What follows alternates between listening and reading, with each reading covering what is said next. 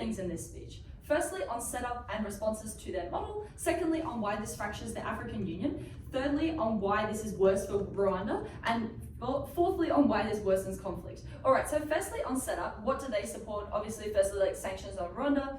Secondly, this part, that we said that they would have to be significant and universal in order to get change. I will now respond to what they've put forward. So firstly, they say that they would target sanctions towards individuals and like rich people. Firstly, they don't have assets in Africa.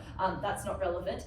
Secondly, that they get their weapons from outside of Africa, so you don't really manage to like stop the supply of weapons. I just think that this is ineffective.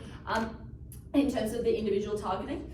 The second thing that they say is that they would target minerals and therefore like where they're getting, the M23 is getting their money from. I don't think that it's true that they get their money from exporting minerals to Africa. The African Union can't stop their other countries from outside of Africa buying these minerals, and those are the customers, right? Like Africa's quite resource rich. The other countries within them have these minerals and other resources, so they can just and they're not the main buyers, right? Africa isn't the most sophisticated in terms of its production processes, so it isn't the major buyer. These M23 and Rwanda are still very much able to export outside of Africa. This is where they get their money. Their sanctions don't work. So I will be discussing this case in terms of the sanctions they put forward, as well as some more significant and universal sanctions. And noting that they have feared to impose sanctions, but not to determine what the reaction is like, so they can't necessarily say that everyone reacts well and is united forever. So what do we support? Firstly, noting that it's a should policy debate, so therefore we have counter fiat. We think that sanctions are unpopular, so therefore we have quite a lot of counter fiat. I'll set that up later more strongly. And we think that we would use this political capital counter fiat in order to facilitate some negotiations or peace processes between Rwanda and Congo and the DRC and M23 as well, and get some progress there. All right, so first argument on why this fractures the African Union. Firstly, that this is seen as the AU stepping outside of what it usually does. Now, this is key. This is not a usual function of the African Union, right? They do peacekeeping, they do humanitarian aid, they do a lot of stuff about free trade agreements and stuff like that. They don't necessarily step in and impose sanctions based on kind of shady behavior. That's a bit unusual. This is seen as quite a breach of sovereignty. It's primarily a bloc focused on the economic development of Africa. Where they have sanctioned in the past, it was because of military regimes taking control. It's not because of some suspected shady behavior, right?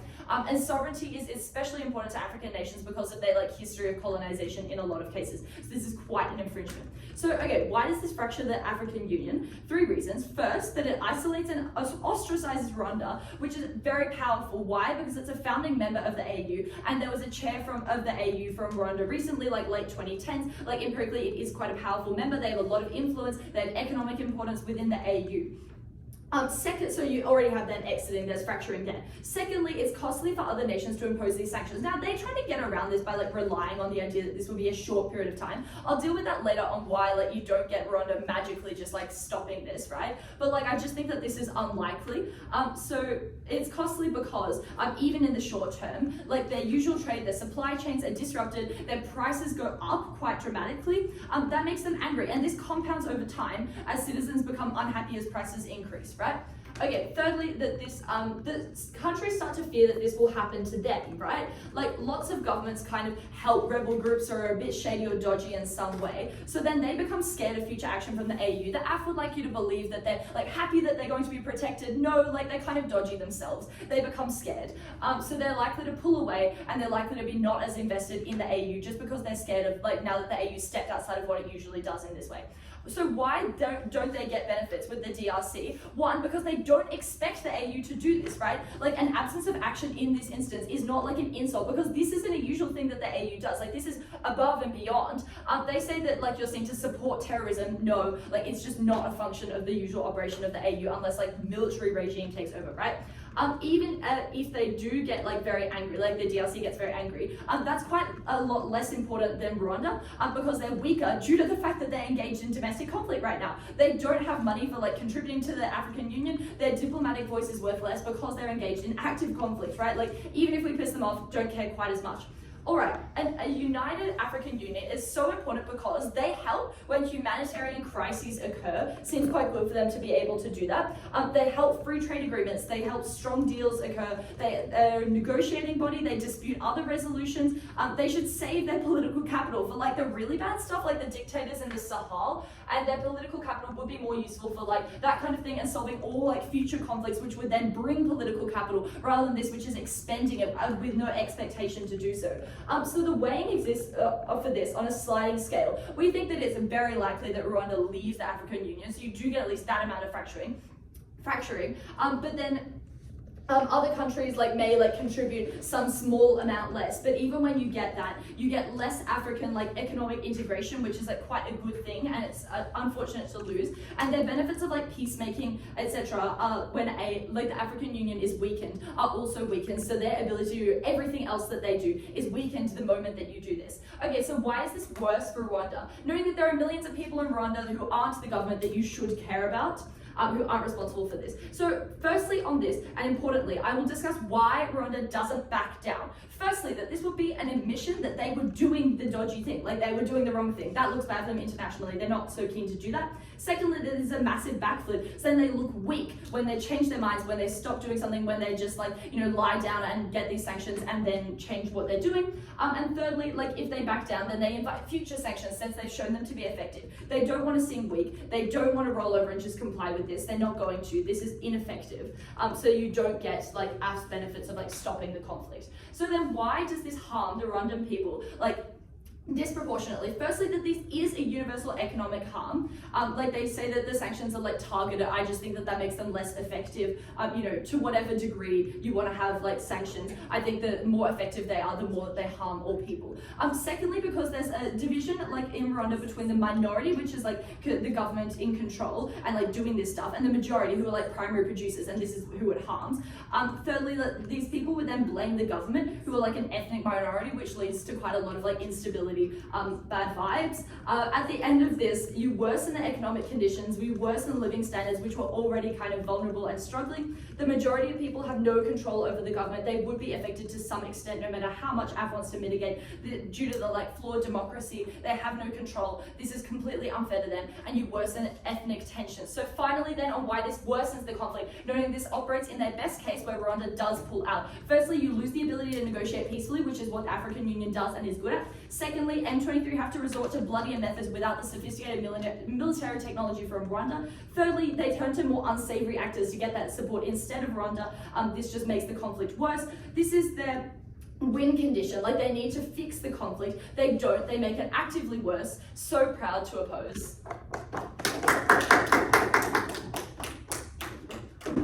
Thanks very much for 1N. I'd like to invite 2A to continue.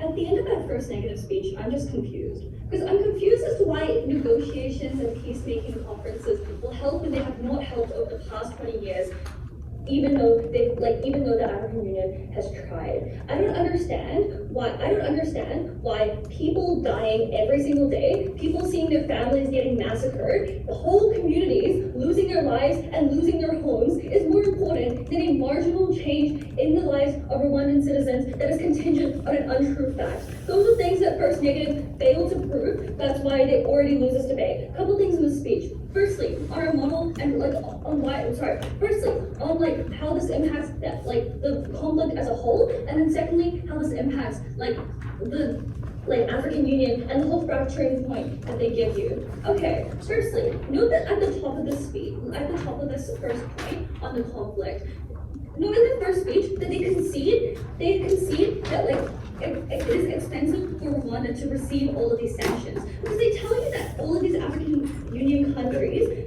without trade with Rwanda will suffer. It's expensive for them. And they try to prove this as a unique way that people don't buy into a lot of these sanctions. Note that implicitly proves that a lot of the trading that comes from that Rwanda has is from other African Union companies. This means that it is relatively expensive for Rwanda to receive all of these sanctions from these African nations. So that means that they've already matched their own case there. Let's talk about what happens. Let's talk about their counter model, right? Because they tell you at the top of this that, you know, there's going to be things like negotiation and peacemaking, and that's going to solve the entire issue or comparatively be better than what we do on our side. Note that firstly, they gave us literally no explanation as to why this is useful at all. But what they tell you is that they've literally tried negotiations. They've tried to make peace for years and years and years to no effect. It's unclear why, you know, it's unclear why now suddenly they will work. I think they need to do a lot more work as to whether, like, as to why these negotiation and peacemaking meetings are particularly effective. But they did tell us that you know, Rwanda receives a lot of its economic support from other nations outside of the like African Union. Firstly, I explained to you at the top of this that they have already conceded that it is relatively expensive for Rwanda to have these sanctions placed against them. But secondly, this doesn't engage with what Ollie told you about how there is a mass signaling effect to countries, big countries like the US, like to the EU, especially when a lot of these reports that illustrate the genocide that M23 has committed have become at the forefront of the news and would paint these countries potentially supporting Rwanda or at least continuing to trade with them in a really, really bad light. But thirdly, note that we explained to you as well that freezing assets is particularly effective because the only response that they give to you is that, you know, a lot of their assets aren't in Rwanda. I think that's relatively unrealistic because we explained to you that it's likely people and government officials that are getting their assets frozen. Those are people that can no longer leave their country. Those are people who can no longer access their assets in that country. That substantially impacts their lives. That substantially impacts, you know, their capacity to feel fulfilled in the job and the decisions that they make. So it's likely that they're actually going to, you know, buy into these sanctions and withdraw their support from the M23 movement. What are two of the main substantive pushes that they give us then? They give us firstly that Rwanda is not going to back down. I think there's a couple problems with that. Because we explain, again, this doesn't engage with what Ollie told you. Because we told you that they will freeze assets. We told you that there's going to be mass disturbance to the economy. We told you that the public is going to be incredibly unhappy when they're no longer receiving the financial compensation that they previously received. There's no more aid, there's no more economic ties. That means that there's a massive incentive to back down in order to preserve your country, in order to preserve the potential power that you may lose without backing down. So I think this incentive just like strongly outweighs what they tell you about looking really weak, because I think it looks arguably worse when your economy is in shambles, when your public hates you. I think that's a comparative in which they have to contend with. They then tell you that people in Rwanda are going to suffer. Firstly, that's contingent on the Rwandan government not backing down. Because at the point at which they back down relatively quickly, they don't take a long time to rescind their support and see practical effects of that. That means that the amount of economic harm that the people receive is relatively small. But again, now you have to weigh this, right? Because even in their best case, when the people in Rwanda are receiving slightly less money and receiving slightly less development due to a lack of support from the outside, the issue we need to weigh this against is literally people suffering people suffering at the hands of M23, because it is people that are dying, it is people that are losing their homes, it is people that are losing their families. I think they're far more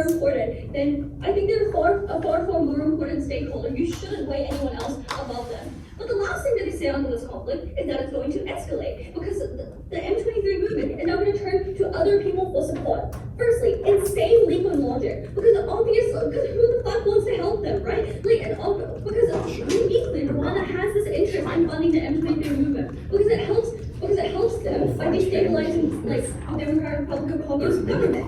Other countries don't. It's really unclear why other countries also have a unique vested interest in that. And it's also unclear why these other countries, after seeing the sanctions that are placed on Rwanda, are going to be like, yeah, let me get those sanctions too. Yeah, let me get involved with this. I think this is a pretty ridiculous leap of logic that they have.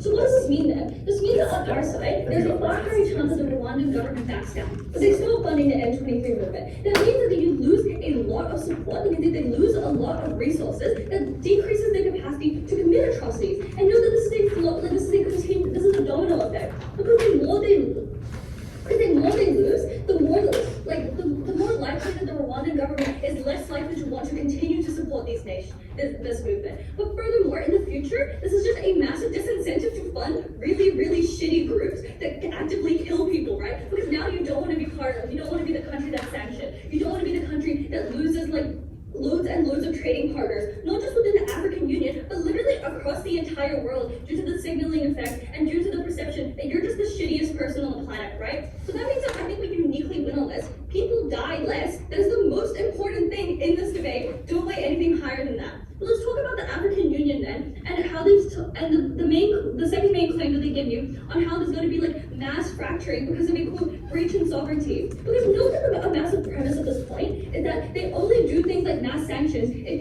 there's going to be like a massive military regime that is actively like persecuting people. Firstly, I think it's pretty ridiculous to say that M23 is not a very similar thing, because they are literally, because Rwanda is literally funding a potential military regime that is killing people, that is displacing people. I think, so that means that their precedent mechanism is already taken down. But two other main things, because firstly, I just don't understand. Because firstly, it's just unclear as to why Rwanda is super needed, right? Because we explained to you that if they're constantly at war with everyone, when they're constantly causing conflict, constantly causing displacement, displacing people into other African countries, they're probably seen as more of a burden than as a benefit or as a beneficiary. But thirdly, I think there's going to be less fracturing because people are uniquely united against the Rwandan government. I think that's a unique way that we get less fracturing and more support, at least between African nations that all see the really harmful things that the Rwandan government is funding. So it means that that's their other main push taken down. I think our side actually gets more unity within the African Union, more legitimacy. So that's the other path on. So if you care about any person's life, you should stand with Affirmative.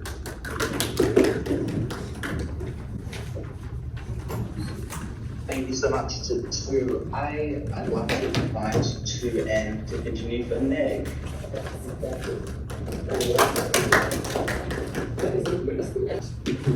From the top. Panel. Opposition operates in a fundamentally optimistic world where they think that sanctions will magically fix this incredibly complex conflict while ignoring all of the other humanitarian repercussions that these sanctions, even if they are effective, will have. 2 points in this issue. The first point being divided into 2 subpoints. So the first point is, does Affirmative actually manage to stop the conflict? And the 2 subpoints here are the sanctions effective on Rwanda? And will M23, this group, receive funding elsewhere? The second point being, who gets better miscellaneous humanitarian outcomes? And sorry, a third point, who impacts the African Union better?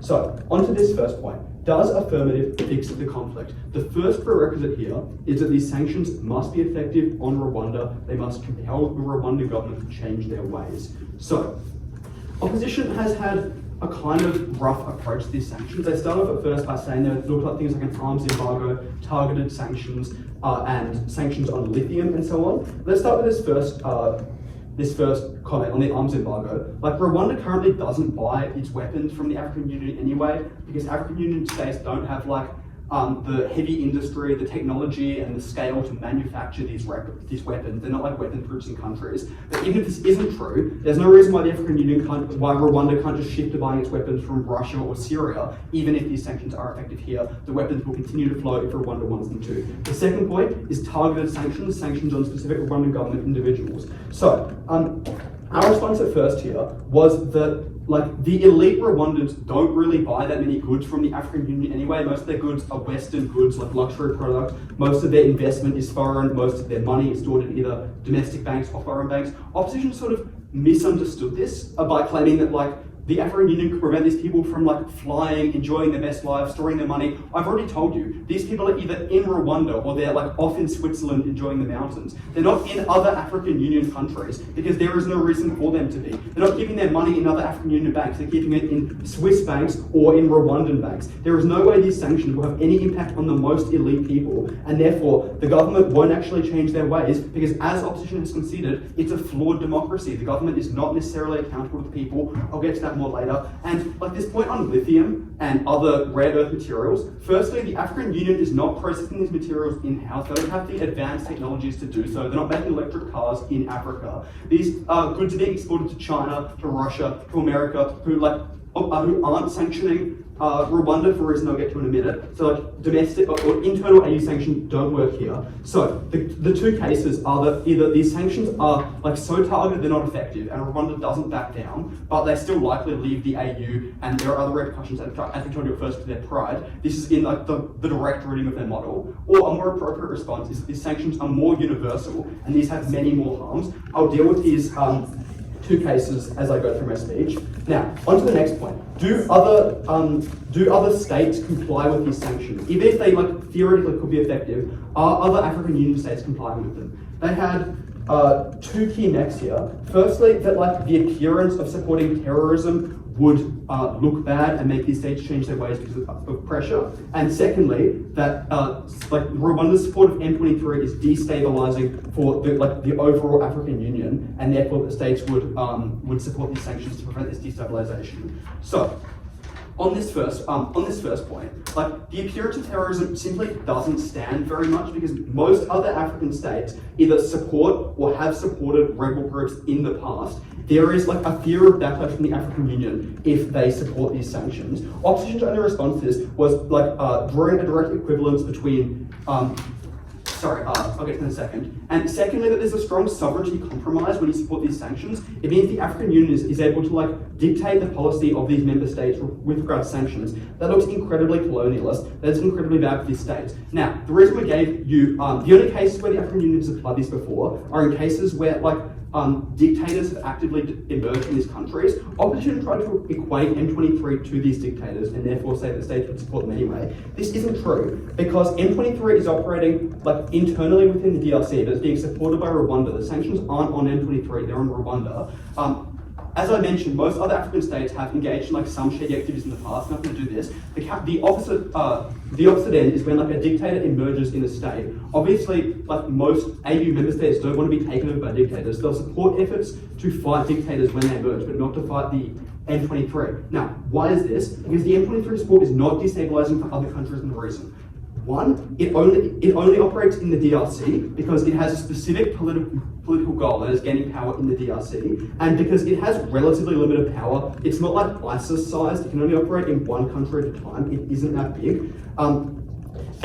And the second reason why it isn't destabilizing is because the refugee crisis that it may cause is far better handled by the African Union. It is a body that exists to provide humanitarian aid among other functions. So states will realize that the less destabilizing approach with regard to refugees is to stick with the AU. So therefore, other states in the AU will not comply with these sanctions and they're ineffective. But and the final point here is that international countries also won't comply with this, which is another point they sort of mentioned. Like the EU and the US aren't going to do it. The US not because Trump is not going to comply with human rights sanctions over getting cheaper resources, obviously, and the EU is driven by the same profit motive. The intuition here is that the UN report has been out for a very long time from a major recognised body. The EU hasn't done anything. Why would they change if the African Union does it? So, at the end of this point, what you know is that the sanctions likely aren't effective. They're not going to do anything to Rwanda. They're not going to change the government. Therefore, M23 continues fighting its war, and all of the harms opposition has still exist. Now, why are they worse under their side? Why do they get worse humanitarian outcomes? So, firstly, the sanctions are inherently harmful. Opposition tried to mitigate this by saying the impact on individual Rwandans will be fairly low. Two reasons why this isn't true. Firstly, the average Rwandan, the average Rwandan developing country is likely farming one crop or exporting one resource. They don't diversify within individuals. And two, they're fairly low income anyway. So if you sanction farming, for instance, a vast majority of farmers are going to have their livelihood taken away from them. That's incredibly consequential. If you don't sanction farming, then the actual scope of the impact of these sanctions is very low. You won't get widespread political uptake from the masses because you're only impacting a very small number of people. So in their worst case, you get potentially literal starvation because of these sanctions. In their best case, you get literally no impact. Now, let's talk about their best case, where a vast majority of civilians are very angry at these sanctions. They want to fight back against the government. Why is this bad? Firstly, Rwanda has incredible historic ethnic tensions between a large majority group that is most of the working class and a very small minority that holds almost all of the government roles. There has been incredible violence before. There has literally been a genocide over this. So the only way opposition will achieve change by having the working classes rise up against the minority group is by most likely having incredible violence, incredible destabilization, This destabilization will likely lead to like rebel groups popping up anyway, because when a state basically collapses in on itself, this happens. This is bad for Africa in general. And the like second more speculative but incredibly impactful impact is like the violence that may happen, like a repeat of the genocide in Rwanda. This impacts literally the entire country, including civilians who have had absolutely no role in creating this situation. So therefore, opposition's humanitarian argument is speculative at best, since they don't actually prove how they reduce M23's impact, but they actually have an incredible harm on literally millions of innocent Rwandans, and therefore they lose this debate. So proud to negate.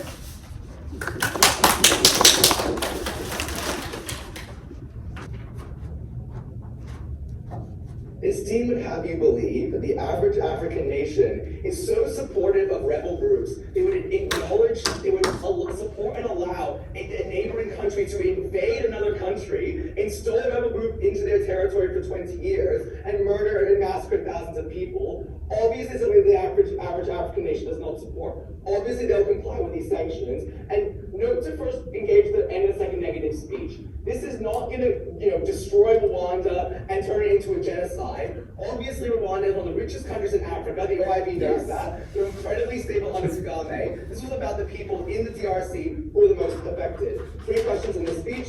First, on the impacts to the AU. Second, on the impacts of sanctions. And finally, weighing even our worst case, the least affected. First, impact to the AU. Their claim is this will fracture the AU. The first thing I want to observe is it's just factually untrue. This is the first time the AU has done this. Western Sahara and Sudan are both recent examples of sanctioning groups in countries or offshoots of countries of which, there is violence and genocidal intent. But also, we explained that M23, even though they're also rebel groups in Africa, is obviously a special case. They've been in the Congo for over 20 years now, killing people. They've caused the largest refugee crisis, literally in the world currently. It's not a normal situation of a rebel group. They cause destruction around multiple countries. They cause thousands of deaths. The idea that the African nations are like, well, I kind of fund rebel groups sometimes, I wouldn't support this invasion of state sovereignty, is ridiculous. Obviously, in this case, it is special. They're not going to believe it sets a massive precedent to intervene in all other cases of state sovereignty.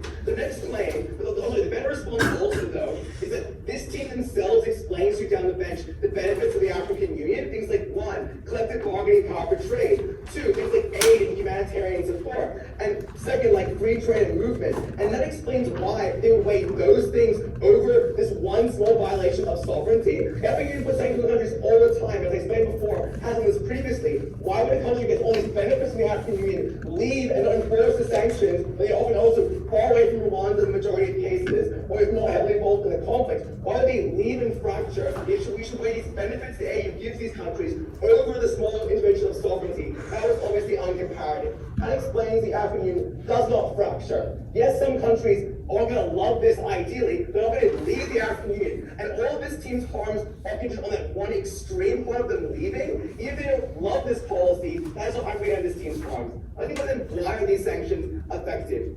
This team does a lot of strange model bashing. How do they want to observe? First of all, at first affirmative, this team explains to you that these countries are going to have a massive cost to enforce these sanctions. That explains to you why Rwanda does sell to African nations and not just to foreign countries. That was a lie. Second of all, this team asserts that Rwanda gets its guns from only outside of Africa. That's not true. The largest arms supplier of Rwanda is South Africa, and also Egypt is a large one. They just assert that that's not true. But even if it wasn't the case, we explained that you have to get the arms to Rwanda somehow, and Rwanda is a landlocked country, right? You can't just fly in the arms. And that's just because foreign countries who support Rwanda like this don't televise. It's not like a US marked plane flying in and saying, here are the arms for you. You have to covertly run it through Burundi, through Tanzania. That's why we do stop these supplies to enforce these laws much better. You can't just fly shipments of guns in super easily. This sort of explains the mechanism. But also, we don't stop small arms supplies. We make it much more expensive to change the supply lines and routes and do that. But second of all, we just disrupt it in the short term quite heavily when all of their current routes are cut off. But second of all, in response to this, foreign arms companies, even if they can get guns to Rwanda still, are very unlikely to do so. For the simple reason that this means they cannot sell any guns to the other African nations. And as this team explains to you, plenty of African nations buy lots of guns. And so if you are found out to be in violation of AU sanctions by giving guns to Rwanda, you can no longer sell guns to any of the African Union nations, which is a massive profit loss that overweighs the amount of money you make from Rwandan guns. So that's why you can sell less guns to Rwanda and some to other African nations. And that explains why these are effective. On targeted sanctions, they're saying like, they have no money in the African Union, guys, but that just makes no sense. Firstly, the US, EU, and all other real Western countries have condemned, even if they haven't sanctioned, they've condemned Kagame and the M23. So these people won't put their money in foreign and Western banks because they're just too scared it's going to get frozen. We explain, and this team concedes, that the AU is very highly linked economically, massive trade ties, resources ties, massive links, and that's why it's very likely to have resources in other African countries and banks. Why it's likely to have very close economic ties. Police at least obviously get some of the resources in that case. But the way here is very simple. Even if you believe at the end of this debate that we do not stop the entire, we don't stop the entire war, that is so fine for side affirmative. Because one, it deletes all of the harm they talk about for Rwanda, and even honestly, minimal impact on Rwanda doesn't cause massive revolt to the country, doesn't cause them to be so destabilized, doesn't cause any of the Rwanda people to suffer very much. That just deletes that debate. But this is important. From first, we explain to no response that this is going to stop the worst actions of M23 that are offensive. And the reason for that is very simple. The goal of M23 is to protect these mines, to have a buffer state between Rwanda and the Congo. At the point at which you make their job difficult, they must focus on defensive operations and military rather than offensive operations into the Congo. And the way here is very important because the offensive operations of the M23 are things like the mass genocides, the mass rapes, the whole execution of entire towns and civilians. Even those actions alone in this debate are blunting the offensive power of M23. We already win this debate because the most massive impact we should weigh in this debate. And that weighs over all the other states' impacts. Things like Rwanda's getting a slightly less poor, or the AU slightly being a little bit more disgruntled. If we stop the worst kinds of terrorists attacking people because they have the less ability to do so, we allow Congo to fight back and hold their territory honestly. Weigh that into the debate. That is our worst case scenario of least effectiveness. These are the worst actions of M23. But secondly, I want to explain, as we say at first, why this is a very large and important signaling effect. And the claim we get at second negative here is that the EU and US know about this kind of stuff, but they, won't do the sanctions. But we change this in many key ways. Firstly, we make these sanctions enforceable. Like if the US sanctions Rwanda, but they have all countries around them still give them stuff, you can't enforce the sanctions. So the AU actually engaging in the sanctions makes it an enforceable route for the US and EU. But second of all, though, Trump doesn't know about the AU, he doesn't know about Rwanda. I think that he hates terrorism and he hates violence. I'm sure if this stupid happens, he can be persuaded to put in sanctions, he's a rogue actor. Maybe it'll be good. That's good for side affirmative. That explains, and in this debate, it's very simple. One, we saw the worst atrocities of M23 and put pressure on Rwanda, made the war more expensive, difficult to fight, and difficult. Even if sanctions are on for a long time, that is fine. This team's impacts are incredibly speculative. Stuff like people like getting poor, maybe some fracturing. That's all fine. This is a genocide occurring in the Congo. Build this team's geopolitical finagling and negotiations. They never give you reason to work on the comparative, like them in this debate. So proud to affirm.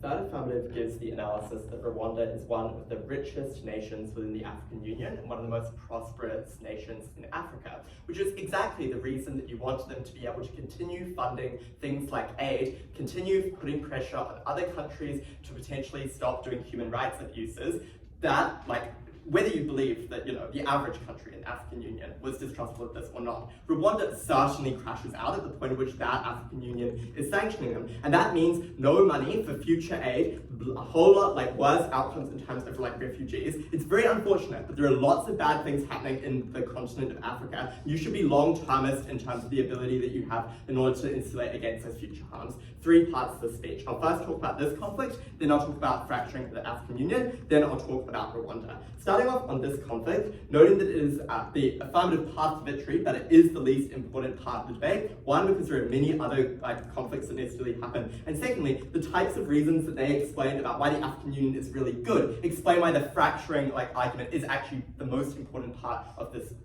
debate here. The first thing I'm going to deal with is this claim that Rwanda, whether Rwanda backs down or not. I'm first going to look at the specific sanctions they proposed in the first Affirmative speech, where they are both overly ambitious and incredibly cowardly. They say three things. Firstly, there'll be an arms embargo. We say the vast majority of arms used in these conflicts are traded illegally. They're ex-USSR things, and you source them from outside, or you at least can source them from outside this conflict zone. Korea and Turkey are the biggest producers of weapons in the world. This is where you're likely to get them there. Secondly, they talk about asset freezing on individuals. One, you either have things in domestic banks or the European Union, and I would say as well as that, like Angus does this weird thing where you say, oh, you won't put it in EU banks because maybe you'll be scared of them sanctioning you. But they haven't been sanctioning you for the past 20 years. You're probably not scared of them freezing those assets. So you do just have them there. And it's incredibly unclear that you have those assets there. And as Sam quite excellently explains, you don't send your kids to a cushy international school somewhere else in Africa. They're off in Switzerland there. Their final and maybe best claim is on rare earth minerals. The problem with this is that they are not exported to Africa because the entire continent of Africa is incredibly resource rich. Botswana is the biggest producer of diamonds in Africa and indeed the world. They are the types of people who